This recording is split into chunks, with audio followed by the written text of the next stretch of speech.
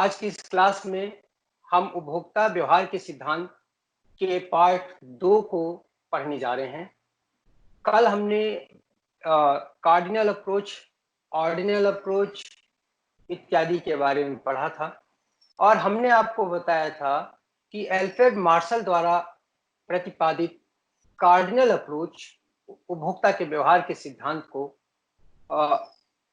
सबसे पहले प्रारंभ करता है।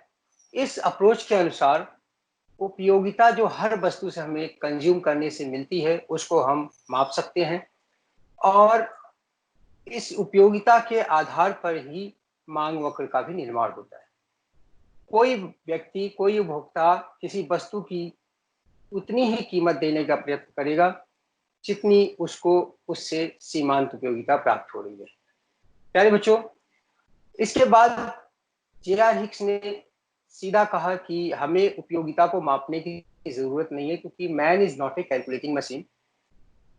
हाँ, लेकिन मनुष्य क्या कर सकता है, वो एक सेट ऑफ प्रेफरेंसेस बता सकता है जो उसको समान संतुष्टि प्रदान करे। उन्होंने अनधिमान वक्र की व्याख्या की जिसके अनुसार अनधिमान वक्र एक ऐसा वक्र है जो कि जिसके ऊपर स्थित प्रत्येक बिंदु से उपभोक्ता को समान संतुष्टि प्राप्त होती है। उन्होंने अनधिमान वक्र की सहायता से इसका उपभोक्ता के संतुलन की व्याख्या की। तो सबसे पहले हम लोग पार्ट 1 में जो कार्डिनल थ्योरी हमने पढ़ी थी उसके अंदर हमने सिंगल कमोडिटी को लेकर उपभोक्ता के संतुलन की बात की थी, जिसमें किसी वस्तु की कीमत उसकी सीमांत उपयोगिता के बराबर होने पर ही उपभोक्ता संतुलन में होता है। फिर हमने दो वस्तुओं के संदर्भ में मार्शल के स्टूडेंट द्वारा प्रतिपादित law of equi marginal utility analysis के आधार पर उपभोक्ता के संतुलन की व्याख्या की। इसके अनुसार MUX upon PX should be equal to MUY upon PY should be equal to marginal utility of money. That means by spending last dollar of money, you must be able to get equal level of satisfaction whether you spend it on commodity X or commodity Y. फिर इसके बाद जब हम ordinal approach की बात करते हैं तो ऑर्डिनल अप्रोच में हमने इंडिफरेंस कर्व की बात की, the loci of different combinations that give equal set of satisfaction to the consumer are indifference curve. हमने बजट लाइन की बात की, उपभोक्ता की आय और दो वस्तुओं की कीमतों के स्थिर रहने पर हम एक बजट लाइन ड्रॉ करते हैं जिसके ऊपर स्थित बिंदु पर उपभोक्ता अपनी आय का पूरा व्यय करता है। और कंज्यूमर इक्विलिब्रियम की भी हमने बात की, the point where consumers budget line is equal to slope of the indifference curve. That means MRSXY should be equal to PX upon PY. इसके हिसाब से हमने कंज्यूमर्स के इक्विलिब्रियम की बात की। फिर हमने बताया कि किस प्रकार से कीमत प्रभाव, price effect is the sum of income effect and substitution effect. बहुत डिटेल में प्यारे बच्चों कल हमने डायग्राम बना करके इसको दिखाया था कि किस प्रकार जैसे ही किसी वस्तु की कीमत कम होती है या ज्यादा होती है तो दो प्रभाव काम करने लगते हैं, एक तो आय प्रभाव और दूसरा प्रतिस्थापन प्रभाव। आय प्रभाव अगर वस्तु की क्वालिटी अच्छी है तो धनात्मक होता है, प्रतिस्थापन प्रभाव हमेशा धनात्मक ही रहता है। आय प्रभाव ऋणात्मक भी हो सकता है अगर वस्तु की क्वालिटी खराब है तो इसके बारे में हमने इंफीरियर गुड्स, डिफरेंट गुड्स और नॉर्मल गुड्स के बारे में डिटेल में पढ़ा। हमने आपको बताया कि नॉर्मल गुड्स की जिनकी क्वालिटी अच्छी होती है के संबंध में आय प्रभाव और प्रतिस्थापन प्रभाव हमेशा एक ही दिशा में काम करते हैं, और जैसे ही नॉर्मल गुड्स की कीमत कम होती है आय प्रभाव भी कहता है उसकी ज्यादा मात्रा खरीदो और प्रतिस्थापन प्रभाव भी कहता है उसकी ज्यादा मात्रा खरीदो। इसलिए नॉर्मल गुड्स के केस में लॉ ऑफ डिमांड बहुत इफेक्टिवली लागू होता है। इंफीरियर गुड्स की क्वालिटी खराब होती है लेकिन और इनका इनकम इफेक्ट नेगेटिव होता है, मतलब जैसे ही उपभोक्ता की आय बढ़ती है तो इसकी इंफीरियर गुड्स की मांग वो कम कर देता है। एग्जाम्पल के रूप में मैंने आपको चाइनीज प्रोडक्ट के, चाइनीज मोबाइल की बात की थी। जैसे ही उपभोक्ता की आय बढ़ती है वो आईफोन, एप्पल और नोकिया आदि, सैमसंग आदि ब्रांड्स की तरफ जाने लगता है, वो चाइनीज मोबाइल को छोड़ देता है। गिफन गुड्स की बात है, गिफन गुड्स जो तो मोस्ट इंफीरियर गुड्स हैं जिनकी नेगेटिव इनकम इफेक्ट उनके पॉजिटिव सब्स्टिट्यूशन इफेक्ट से बहुत स्ट्रांग होती है, और जैसे ही ऐसी गिफिन वस्तु की कीमतें कम होती हैं, उनकी मांग भी कम हो जाती है, इसलिए इनको हमने मांग के नियम का अपवाद कहा। प्यारे बच्चों, आइए अब हम डिमांड कर्व, उपभोक्ता के मांग वक्र को डिराइव करके आपको बताएंगे कि किस प्रकार एक उपभोक्ता का जो सामान्य मांग वक्र है उसको हम इंडिफरेंस कर्व एनालिसिस की सहायता से डिराइव कर सकते हैं। प्यारे बच्चों, अगर वस्तु X और वस्तु Y दोनों की ही क्वालिटी अच्छी है तो उपभोक्ता का मांग वक्र बाएं से दाएं नीचे की ओर झुका हुआ होगा। अगर वस्तु X इंफीरियर है तो नेचुरल है उपभोक्ता का मांग का नियम लागू तो होगा, क्योंकि negative income effect is weaker then the positive substitution. तो ऐसे केस में प्रतिस्थापन प्रभाव हावी होता है और मांग का नियम लागू हो जाता है। लेकिन जब हम गिफिन गुड्स की बात करते हैं तो गिफिन गुड्स के केस में अगर कमोडिटी एक्स गिफिन गुड्स है तो ऐसी स्थिति में आप देखेंगे कि कीमत कम होने से इनकी मांग भी कम हो जाती है और कीमत बढ़ने से इनकी मांग भी बढ़ जाती है। प्यारे बच्चों, गिफिन गुड्स के केस में negative income effect is stronger than the positive substitution effect. इसलिए जैसे ही कीमत कम होती है वो आय प्रभाव मांग को बहुत ज्यादा कम कर देता है, लेकिन प्रतिस्थापन प्रभाव यानी उससे रिलेटेड अन्य वस्तुओं के कंज्यूमर, क्योंकि ये सस्ती हो गई है इसलिए इसकी मांग बढ़ाते हैं। इस केस में हम देखते हैं कि कीमत कम होने वाली वस्तु, अगर वस्तु गिफिन गुड्स है तो मांग का नियम लागू नहीं होगा, क्योंकि ऋणात्मक आय प्रभाव negative income effect is stronger than that of positive substitution effect. अगर हम आगे बढ़ते हैं तो अब हम इसकी डिमांड कर्व को डिराइव करके आपको दिखाएंगे और बताएंगे कि उपभोक्ता का मांग वक्र जो हम लोग सिंपली डिराइव करते हैं कैसे करते हैं। प्यारे बच्चों, इस डायग्राम के ऊपर वाले भाग में आप देख रहे हैं वस्तु एक्स की कीमत अगर ओपी 0 है, यहाँ अगर ओपी 0 है वस्तु एक्स की कीमत, और ओपी 0 के आधार पर अगर हम पीएल 0 डिराइव करते हैं बजट लाइन, तो हम पाते हैं कि कंज्यूमर का जो संतुलन है वो ई 0 पे संतुलन में है। इस तरीके से जब कीमत ओपी 0 होती है तो उपभोक्ता OX 0 जो कि OQ 0 के इक्वल है, अगर परपेंडिकुलर आप ड्रॉ करें तो आप पा सकते हैं।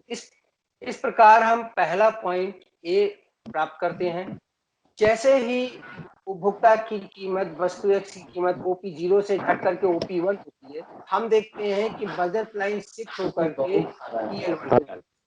अब इस पीएल 1 पे जो उपभोक्ता का संतुलन है वो E1 हायर इंडिफरेंस कर्व पे हो जाता है। और ऐसी स्थिति में हम देखते हैं कि अगर हम E1 से संतुलन पे डालें, E1 से परपेंडिकुलर ड्रॉ करें एक्स एक्सिस पे, तो हम पाते हैं कंज्यूमर X1 इकाई कंज्यूम करने लगते हैं। तो कीमत कम होकर P1 होने पर उपभोक्ता Q1 यूनिट खरीदने लगता है। इस तरीके से जब कीमत और कम होती है और P2 हो जाती है, ऐसी स्थिति में उपभोक्ता का बजट लाइन PL2 हो जाता है और उसका संतुलन जो है वो IC2 पर E2 बिंदु पर चला जाता है। अब कंज्यूमर OQ2 खरीद रहा है OP2 प्राइस पे।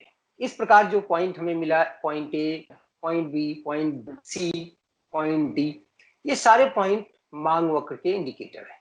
इनको ज्वाइन कर दीजिए, आप देखेंगे कि कीमत कम होने से वस्तु की मांग बढ़ रही है। यही लॉ ऑफ डिमांड है और यही मांग वक्र है जो कि इनवर्सली रिलेटेड है प्राइस एंड डिमांड में। अगर क्वालिटी खराब है वस्तु एक्स की, if the commodity X is inferior, what will happen in that case? आप देखिए पार्ट 1 ऑफ द डायग्राम। जब कीमत OP 0 होती है, कंज्यूमर इक्विलिब्रियम पे होता है E0 पर, और इस स्थिति में हम देखते हैं कि OQ0 यूनिट वो खरीद रहा है। लेकिन जैसे ही कीमत कम होकर के OP1 हो जाती है, आप देखेंगे उपभोक्ता का मांग वक्र, उपभोक्ता का संतुलन E1 पे चला जाता है, बजट लाइन PL1 के ऊपर। अब जैसे ही कीमत कम होती है, आपको मैंने बताया था, जैसे ही वस्तु एक्स की कीमत कम होती है उपभोक्ता का बजट लाइन राइटवर्ड शिफ्ट होता है। ऐसी स्थिति में आप देखेंगे उपभोक्ता का संतुलन E2 E1 बिंदु पर है और E1 बिंदु पर उपभोक्ता E1 कीमत अगर और कम होती है तो उपभोक्ता का बजट लाइन और आगे बढ़ जाता है। जब कीमत OP2 होती है, second part of the diagram, तो हम देखते हैं इस केस में उपभोक्ता का बजट लाइन PL2 हो जाता है और PL2 की स्थिति में उपभोक्ता का संतुलन E2 बिंदु पर है। अब हम ये देखते हैं कि हमें जो पॉइंट मिला है वो ABC मिला है। इन पॉइंट को अगर हम जोड़ दें तो हमें डिमांड कर्व मिल जाता है। अब दोनों डिमांड कर्व में अंतर क्या है, एक बार हम आपको फिर दिखाना चाहेंगे। प्यारे बच्चों, ये है जब quality of product X is good quality, it's a normal product, in that case we can see demand curve is elastic.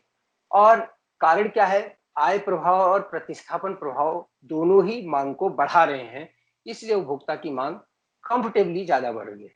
लेकिन इस केस में हम देखते हैं कि income effect is negative and substitution effect is positive. लेकिन income effect इसमें कमजोर है सब्स्टिट्यूशन इफेक्ट की कंपैरिजन में। तो सब्स्टिट्यूशन इफेक्ट अगर 10 यूनिट बढ़ाता है तो इनकम इफेक्ट 8 यूनिट कम करता है। तो नेट जो इंक्रीज है इसमें वो खाली 2 यूनिट का होता है। डिमांड का भी इसमें इनइलास्टिक हो जाता है, थोड़ा सा स्टीप हो जाता है और एक्स एक्सिस के पास होने की कोशिश करता है। क्या होगा जब वस्तु X गिफिन वस्तु है, if commodity X is a given commodity, in that case we can see, देखिए first part of the diagram में जब OP0 प्राइस है, OP0 प्राइस के आधार पर PL0 बना है, उपभोक्ता का संतुलन IC0 के E0 बिंदु पर है। अब IC0 के E0 बिंदु से वो अगर आप देखेंगे, ड्रॉ करेंगे परपेंडिकुलर, तो आपको मिलेगा Q2 वो खरीद रहा है। लेकिन जैसे ही कीमत OP1 हो जाती है, OP1 होते ही बजट लाइन PL1 हो जाता है और PL1 पे आप देखेंगे IC1 के E1 बिंदु पर उपभोक्ता संतुलन में। अब इसमें हमें दिखाई क्या पड़ रहा है, पहले उपभोक्ता OQ2 इकाई खरीद रहा था, अब वो OQ1 इकाई खरीद रहा है, जो कि पहले की तुलना में कम है।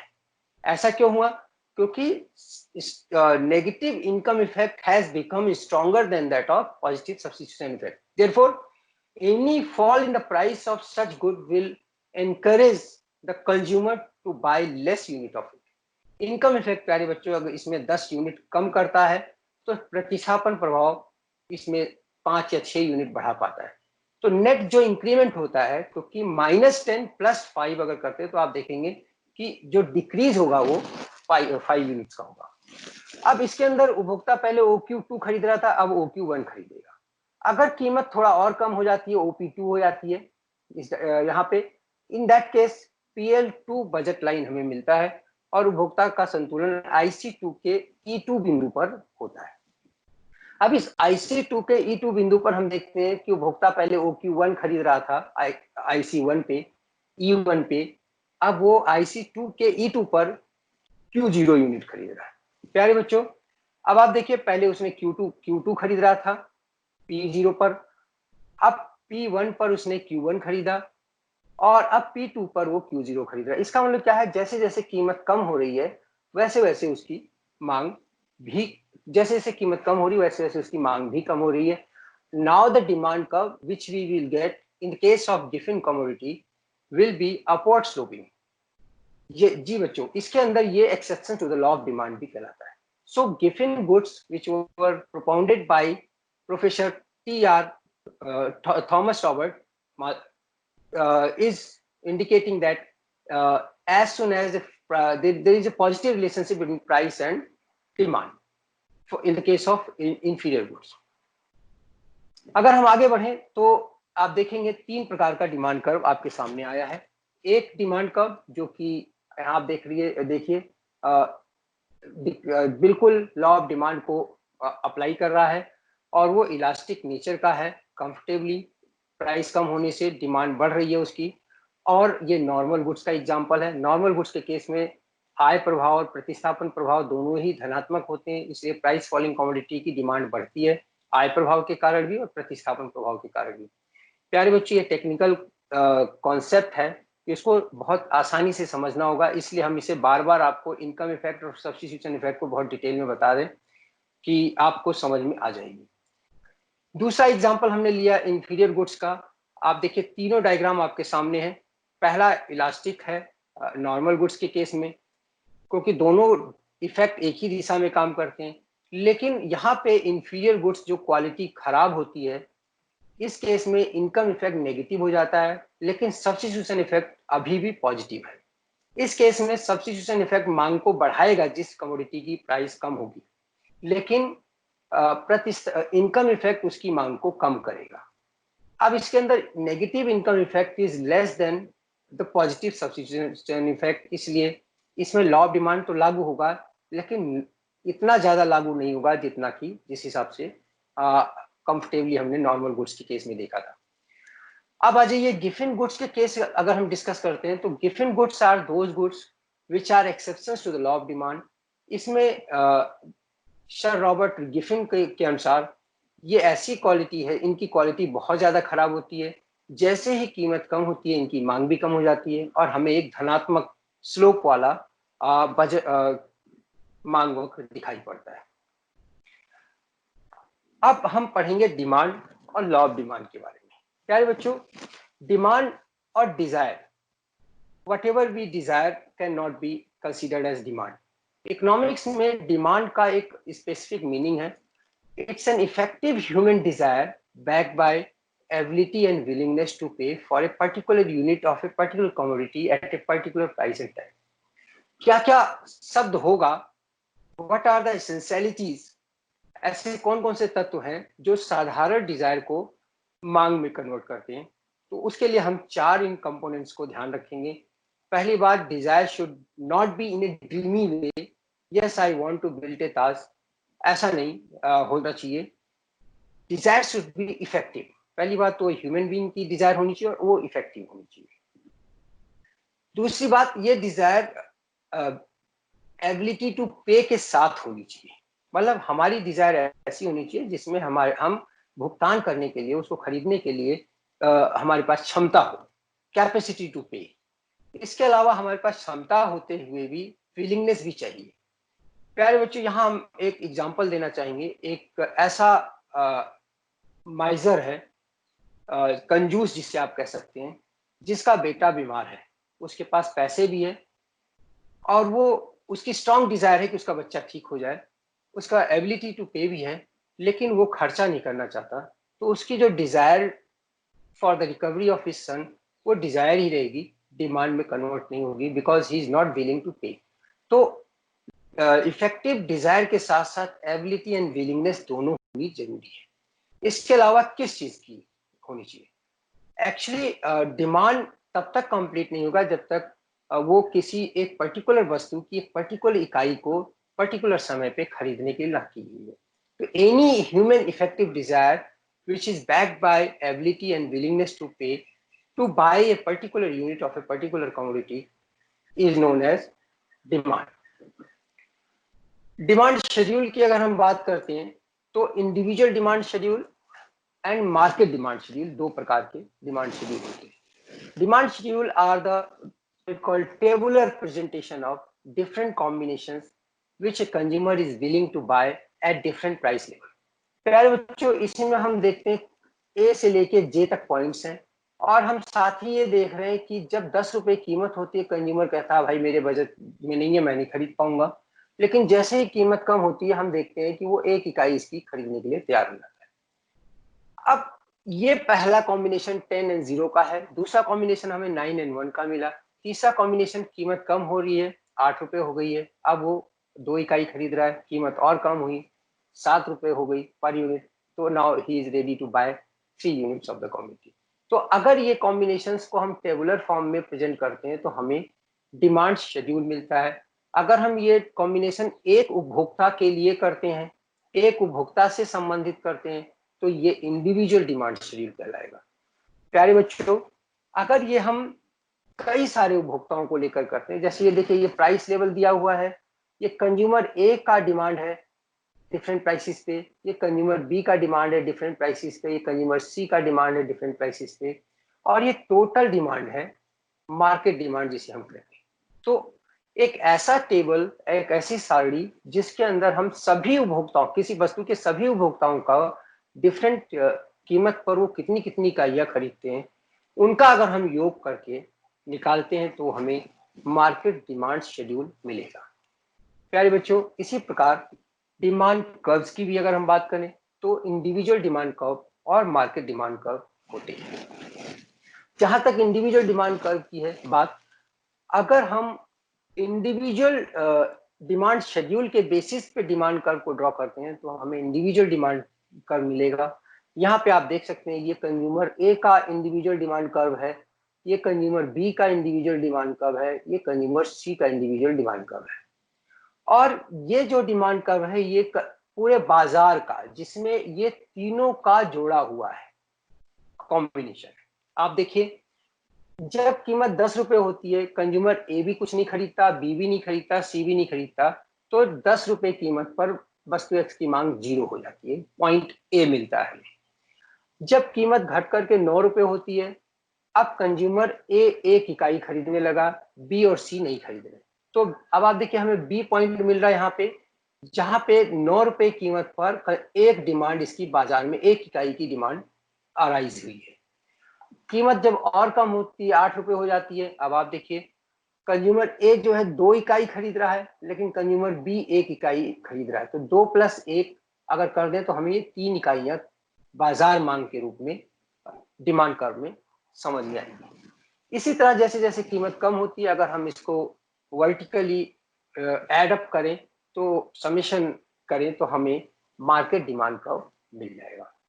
मार्केट डिमांड कर्व इसमें ग्रीन लाइन से दिखाया गया है डिफरेंट प्राइसेस पे, और इसका जो बेस है, अगर आप खाली ये वाला और ये मार्केट डिमांड का लेते हैं, इसके बेस पे डायग्राम बनाते हैं, या फिर इन तीनों को जोड़ करके ऐड ऑन करके बनाते हैं, तो हमें एक ही रिजल्ट मिलेगा। और मार्केट डिमांड कर्व भी इंडिविजुअल डिमांड कर्व की तरह ही डाउनवर्ड स्लोप होगा फ्रॉम लेफ्ट टू राइट। प्यारे बच्चों, what is law of demand? इसके बाद हम आते हैं लॉ ऑफ डिमांड के ऊपर। Other factors remaining unchanged, the existing inverse relationship between the price and the demand for a commodity is known as law of demand. जैसे ही हम किसी वस्तु की कीमत को कम देखते हैं, हम उसकी मांग ज्यादा करते हैं। ये जो इनवर्स है, inverse means fall in price leads to more demand. This is called law of demand. अब लॉ ऑफ डिमांड के क्या एसेंशियल एलिमेंट्स हैं? सबसे पहले तो दोनों विपरीत रूप से एक दूसरे से जुड़े हुए, और दूसरी बात इसमें है कि other factors must remain constant. कीमत कम हुई लेकिन किसी की लॉटरी निकली और उसकी आय बढ़ गई, तो उस केस में कीमत कम होने पे भी वो उसकी ज्यादा मांग करेगा। अगर वो गिफिन गुड्स है, मैंने बताया कीमत कम हुई और वो गिफिन गुड्स है, तो उसकी मांग को वो कम कर देगा। तो इसलिए other factors should remain constant, उसकी उपभोक्ता की आय स्थिर रहे, उसका टेस्ट एंड प्रेफरेंस स्थिर रहे, तभी ये इनवर्स रिलेशनशिप एस्टेब्लिश किया जा सकता है। डिमांड फंक्शन इसका अगला कॉन्सेप्ट है। The functional relationship between quantity demanded for a commodity to that of its determinants is known as demand. प्यारे बच्चों, बहुत सरल है, यहाँ मैथमेटिकली इसको प्रूव करने की कोशिश करते हैं। Quantity dd is the quantity demanded, which is to be dependent on price of commodity x px, price of related commodity जो अन्य वस्तुएं हैं, income of the consumer, t for taste and f for preferences, fe for आप देखते हैं इसके अंदर future expectations क्या क्या है, then comes s and yd, size of the market and disposable income, how the income has been distributed. ये सारी चीजें अभी हम बहुत डिटेल में पढ़ेंगे। फिलहाल आप ये समझ लीजिए, demand function shows the functional relationship between the quantity demanded and its determinants. Determinants क्या क्या है? सबसे पहले तो प्राइस ऑफ द कमोडिटी ही है, दूसरा डिटर्मिनेंट है प्राइस ऑफ रिलेटेड गुड्स, अन्य संबंधित वस्तुएं, इसके बारे में बहुत डिटेल में हम करेंगे। तीसरा है इनकम ऑफ द कंज्यूमर, चौथा है टेस्ट एंड प्रेफरेंसेस, पांचवा है fashion, then future expectations about fall और rise in the price, size of the market, distribution of income, ये सारी चीजें हैं। जहां तक प्राइस ऑफ द कमोडिटी की बात है, आप देखेंगे प्राइस, किसी वस्तु की प्राइस अगर बढ़ेगी तो उसकी डिमांड कम होगी, और प्राइस अगर कम होगी तो उसकी डिमांड भी कम, डिमांड उसकी बढ़ेगी। So there is inverse relationship between price and the quantity demanded for a particular product. Other factors remaining constant, आप देखेंगे उपभोक्ता एक सामान्यतः क्या व्यवहार करेगा, जैसे ही वस्तु की कीमत कम होती है उपभोक्ता उसकी मांग को बढ़ा देता है, और जैसे किसी वस्तु की कीमत बढ़ती है उपभोक्ता उसकी मांग को घटा देता है। अगर हम दूसरी चीज देखें, प्राइस ऑफ रिलेटेड गुड्स, प्यारे बच्चों ये चीज बहुत ज्यादा मिस हो रही थी, खास करके मार्शलियन यूटिलिटी एनालिसिस में। Goods are not independent, goods are dependent. Goods may be substitute goods or complementary goods. Substitute goods are those goods which can be used in place of each other, whereas complementary goods are those goods which are to be used jointly together, and in absence of any one of them other becomes useless for the mankind. तो प्रतिस्थापन वस्तुएं जो होती हैं ऐसी वस्तुएं होती हैं जिनको एक दूसरे के स्थान पर हम प्रयोग कर सकते हैं। प्यारे बच्चों ऐसे केस में आप देखेंगे दोनों में पॉजिटिव रिलेशनशिप होता है। Effect of change in the price of coffee on demand for T positive होगा। अगर कॉफी की कीमत बढ़ती है तो टी की मांग भी बढ़ेगी, और कॉफी की कीमत कम होती है तो टी की मांग भी कम होगी। ऐसा इसलिए होता है प्यारे बच्चों, जैसे कॉफी की कीमत बढ़ती है कॉफी की डिमांड कम होने लगती है और कॉफी के कस्टमर टी की तरफ जाने लगते हैं। यहाँ पे हमने कॉफी और टी को पार्शियली सब्स्टिट्यूट गुड्स माना है। अगर हम फ्यूल एंड व्हीकल्स की बात करते हैं तो ये दोनों कॉम्प्लीमेंट्री गुड्स हैं। अगर इनमें से एक भी नहीं होगा तो दूसरा बेकार हो जाएगा मैनकाइंड के लिए। इन दोनों के केस हम देखते हैं इनवर्स रिलेशनशिप होता है। इनके केस में हमने देखा दोनों सेम दिशा में पॉजिटिव रिलेशनशिप के रूप में पाए जाते हैं।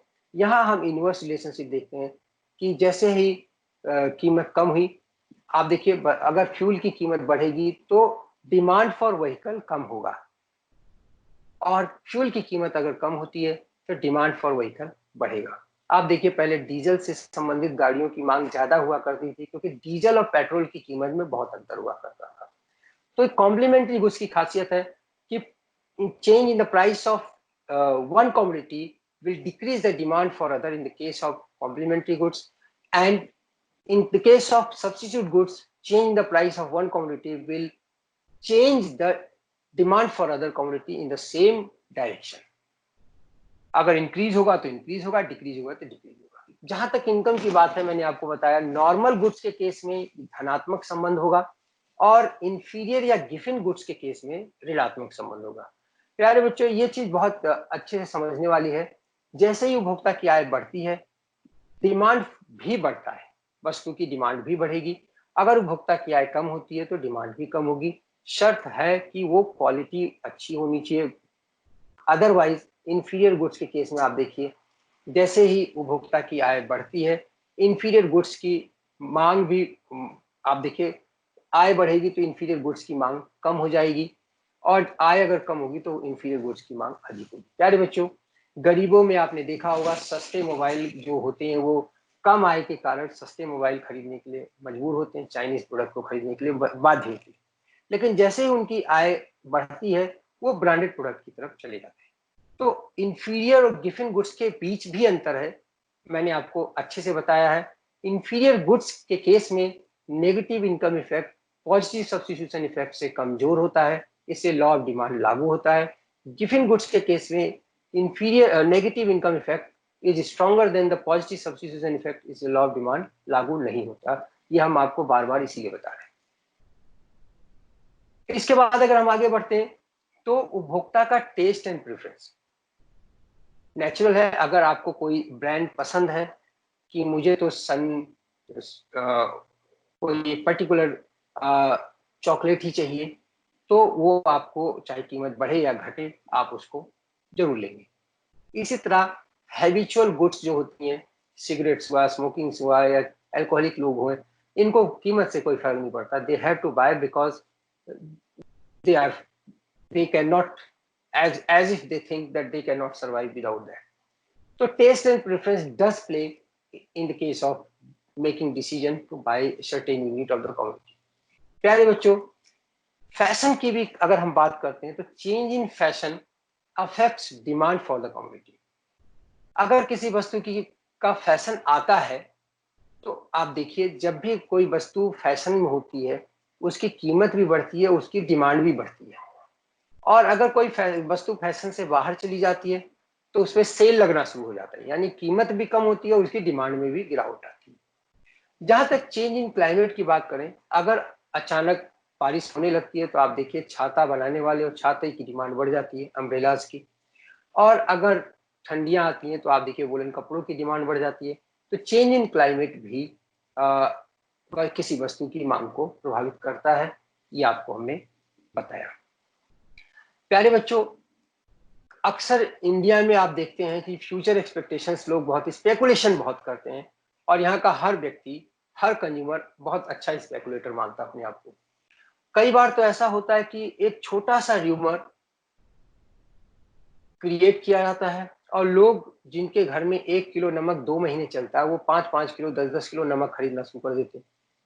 बीच में ऐसे ही एक बार हुआ था कि नमक जो है उसका प्रोडक्शन बंद हो गया, और अब उसकी डिमांड, मतलब वो आउट ऑफ मार्केट होने वाला है। लोगों ने अब बोरियों में नमक भरना शुरू कर दिया।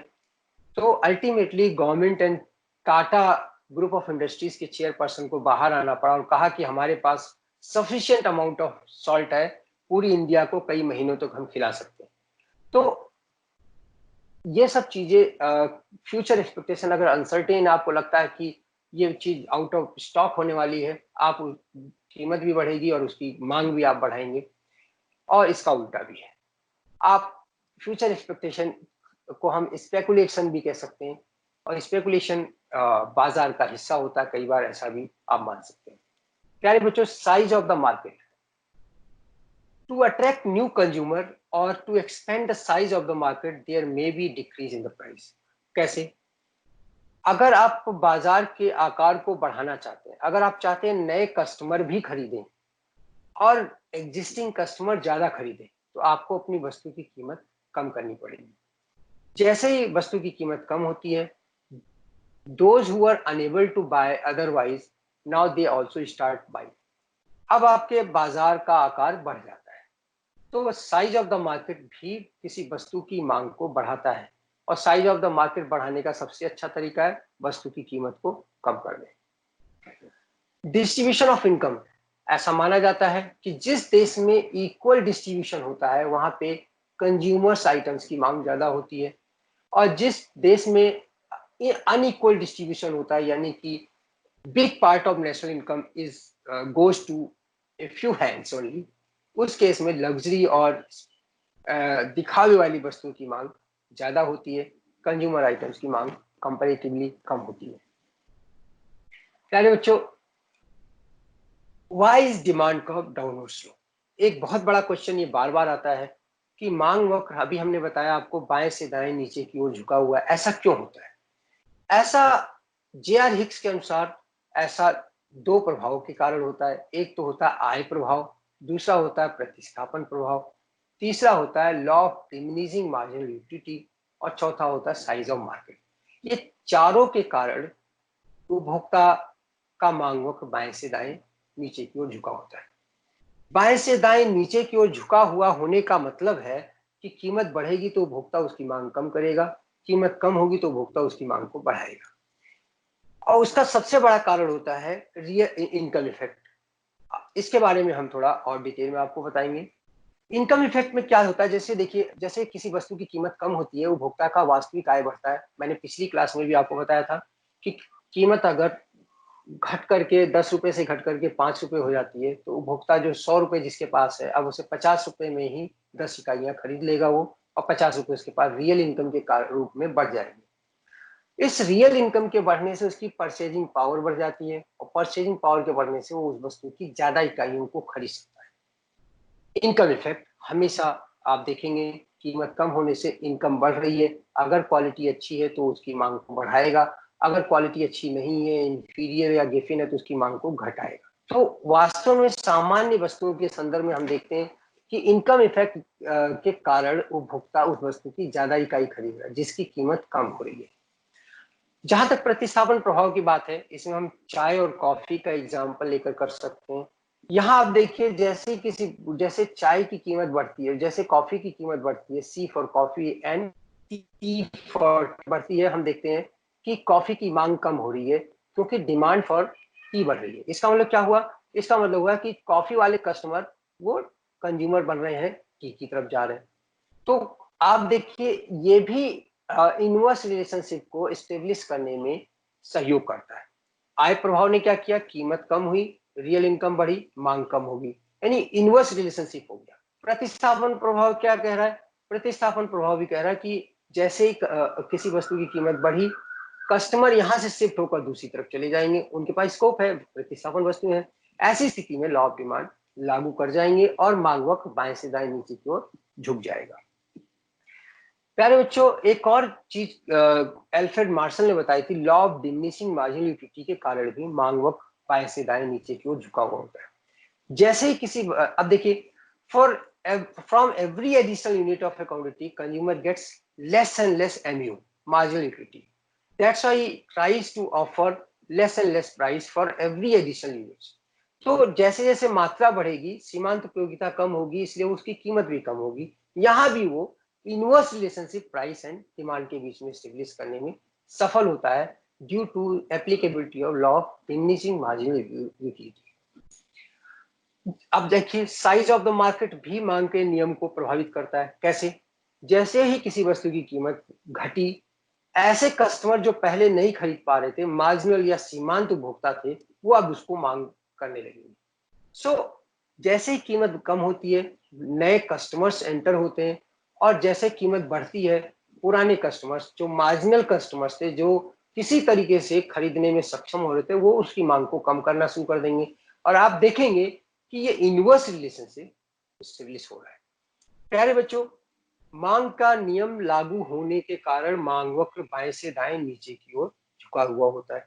मांग का नियम लागू होने के 4 कारण है: income effect, substitution effect, size of the market and law of diminishing marginal utility, जिसके कारण ये सब लागू होता है। कुछ हम मांग के नियम के अपवाद के बारे में भी पढ़ लें।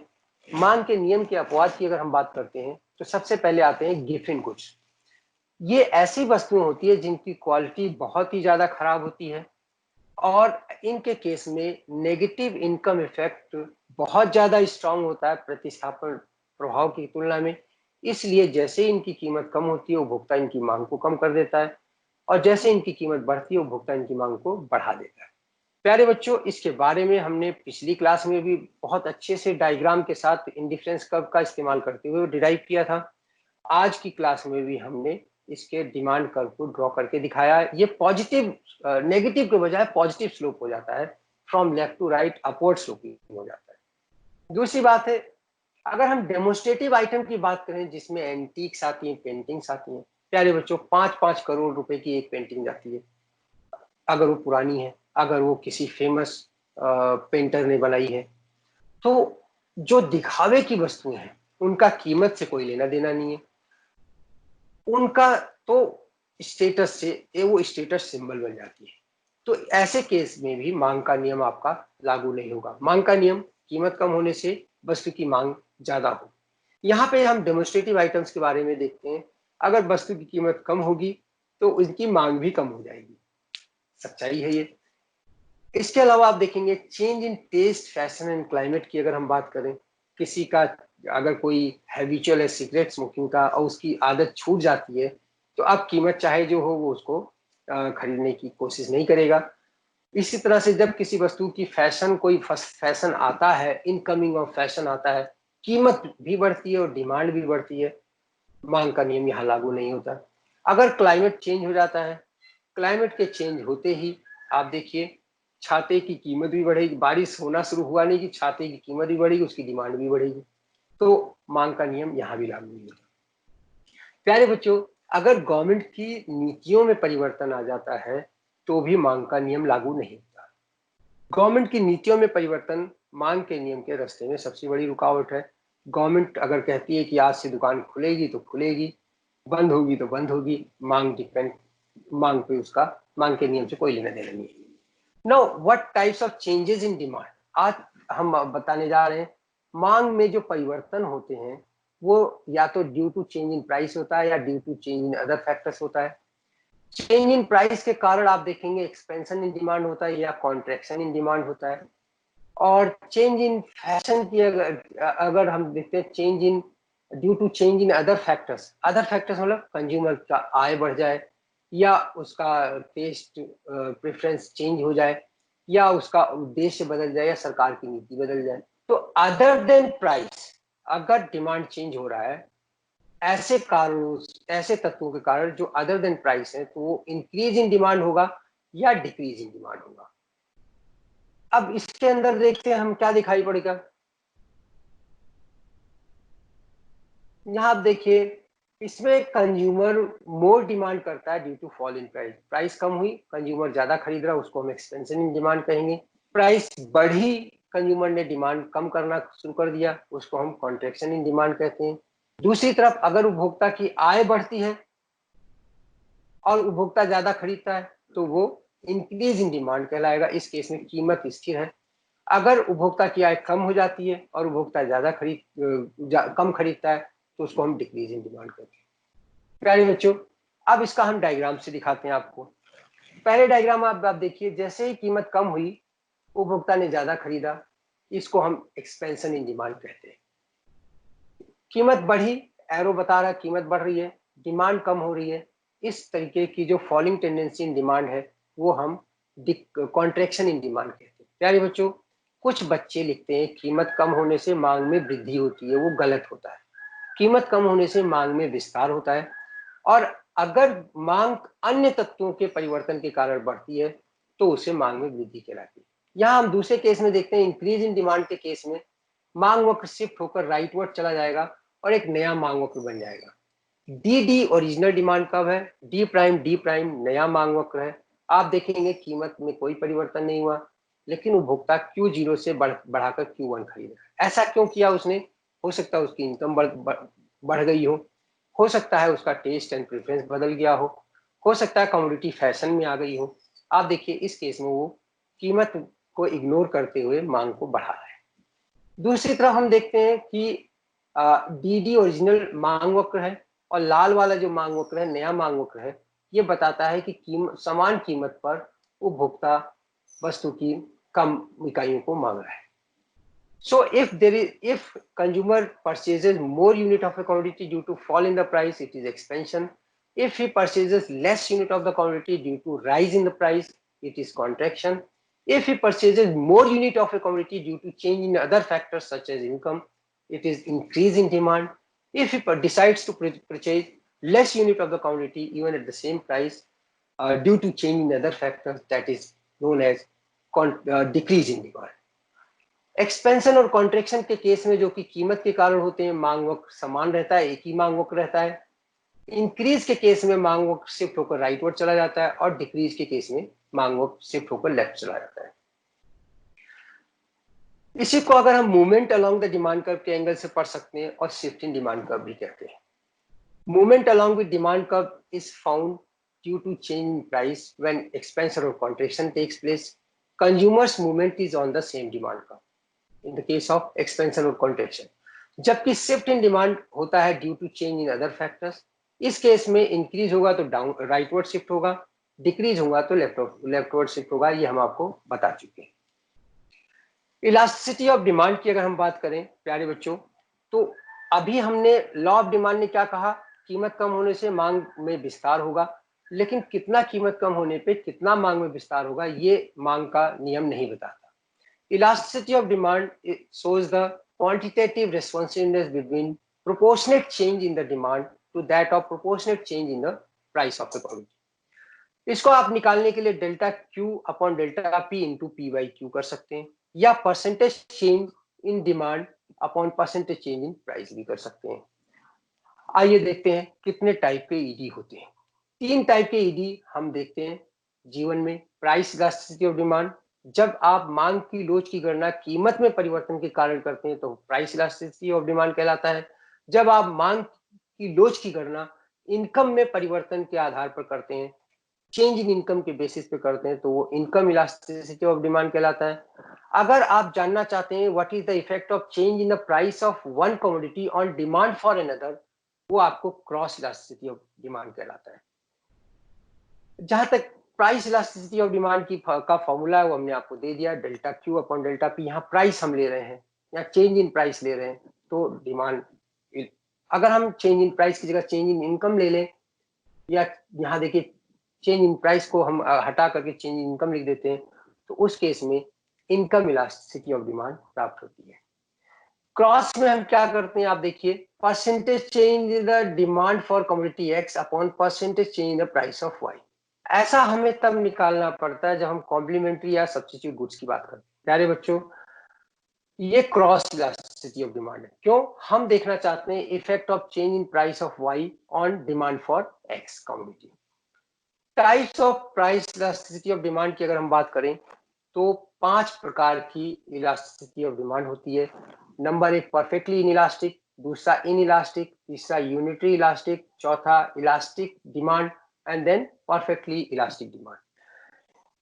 In the case of perfectly inelastic, we find elasticity of demand, coefficient of elasticity of demand is 0. In this case, in spite of remarkable change in price, no change in demand is found. When you calculate ED, you will get 0.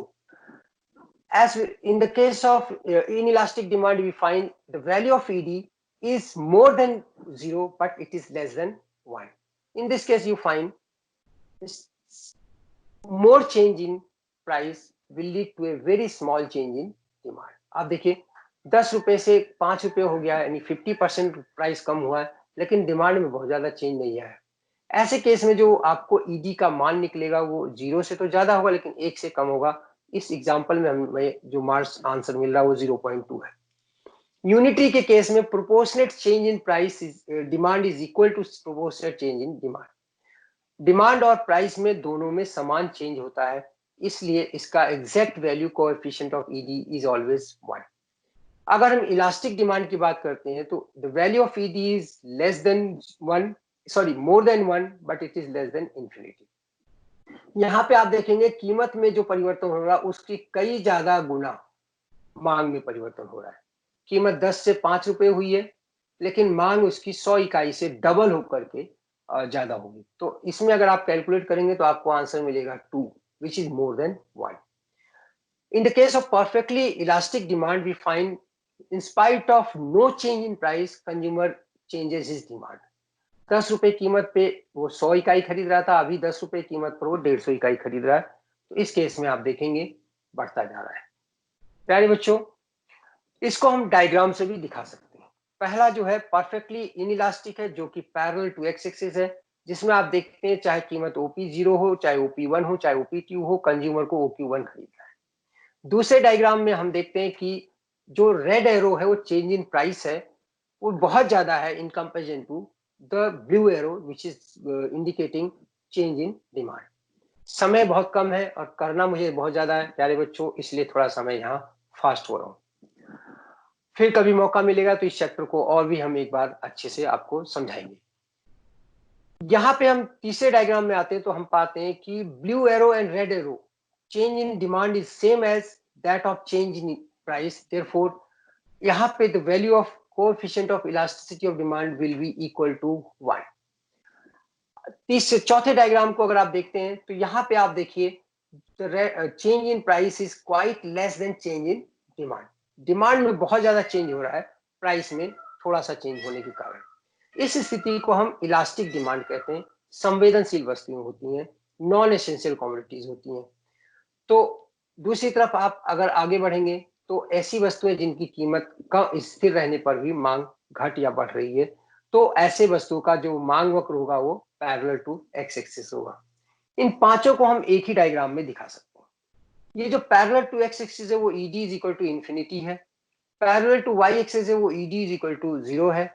अगर हम इसको centre में से bisector type का निकालते हुए निकल आए तो ईडी इज इक्वल टू 1 हो जाएगा। और अगर इसके हम नीचे जाएंगे तो ED is more than 0 but less than 1। और अगर हम इसके ऊपर से ये वाला डायग्राम ले जाते हैं तो ED is more than 1 but less than infinity. ऐसा हम एक ही डायग्राम में सब कुछ बना सकते हैं। प्यारे बच्चों, sign of elasticity of demand की भी बात की जाती है। जनरली साइन इसका नेगेटिव होता है। इसका नेगेटिव साइन इसलिए होता है क्योंकि किसी वस्तु की कीमत और उसकी मांगी गई मात्रा में सामान्यतः ऋणात्मक संबंध होते हैं, इसलिए ये नेगेटिव होता है। प्यारे बच्चों, negative cross elasticity of demand के केस में भी हो सकता है, जबकि वस्तुएं कॉम्प्लीमेंट्री।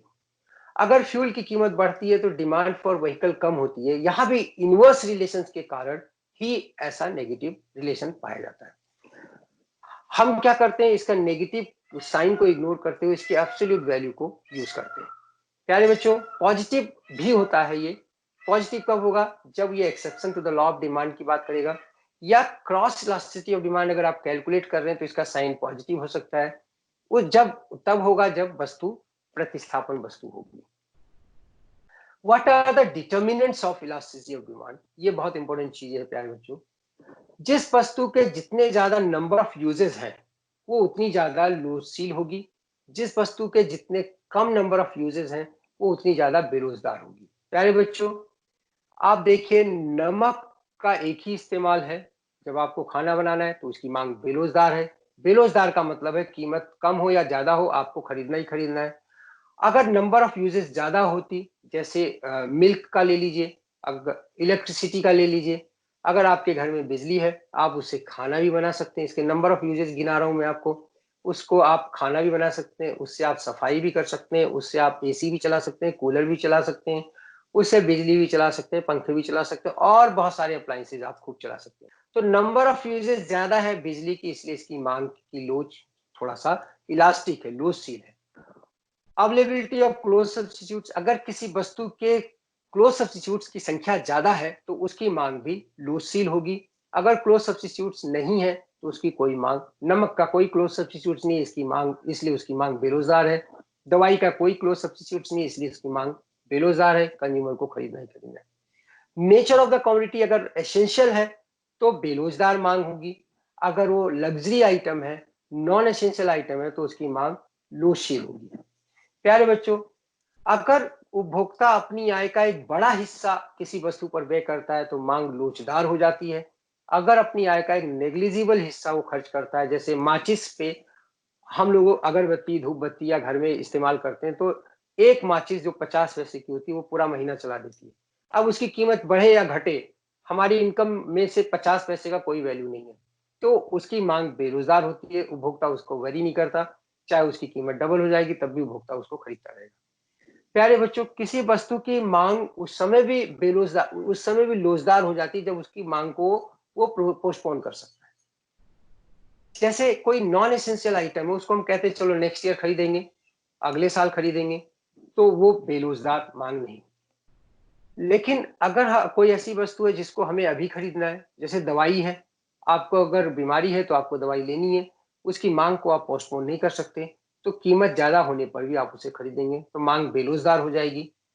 टाइम पीरियड भी मांग की लोच को करता है। अगर टाइम ज्यादा लगता है किसी वस्तु के उत्पादन में तो वो बेरोजगार होती है, अगर कम होता है तो रोजगार होती है। प्यारे बच्चों, बहुत सारे मेथड हैं इलास्टिसिटी ऑफ डिमांड को मापने के लिए, जिसमें से हमने पॉइंट मेथड, इनकम मेथड कर लिया है। अब हम आपको सीधा टोटल आउटले मेथड पे ले जा रहे हैं।